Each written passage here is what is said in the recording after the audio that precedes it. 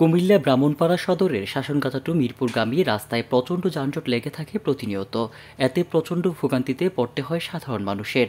এই যানজট নিরসনে মঙ্গলবার দুপুরে ব্রাহ্মণপাড়া উপজেলার সহকারী কমিশনার সৈয়দ ফারহানা পৃথার নেতৃত্বে রাস্তার পাশে ফুটপাতের দোকান উচ্ছেদ অভিযান পরিচালনা করা হয়। এতে উপজেলার এই রাস্তা দিয়ে আসা যাওয়া করা সর্বসাধারণ এই উচ্ছেদ কার্যক্রমের প্রশংসা করেন। তবে ফুটপাতে বসা দোকানিরা চান তাদেরকে অন্য স্থানে বসার ব্যবস্থা করে দেওয়ার জন্য।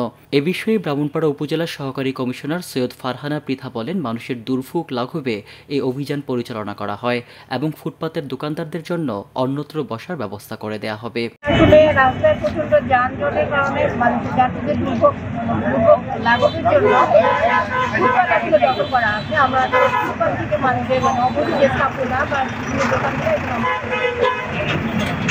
কুমিল্লা থেকে মঈন নাসের খান, আমার বার্তা।